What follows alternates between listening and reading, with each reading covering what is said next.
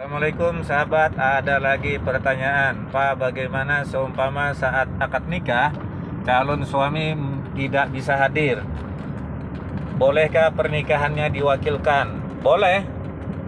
Saat akad nikah calon suami boleh mewakilkan pengucapan penerimaan akad nikahnya kepada orang lain, entah itu keluarga ataupun teman, dengan tinggal dia membuat surat kuasa, lalu surat kuasanya dibacakan di hadapan orang banyak atau di hadapan saksi, dan diyakinkan bahwa misalkan yang menerimakan wakil ini adalah bernama Abdullah, dia adalah sebagai wakil dari calon suami asli.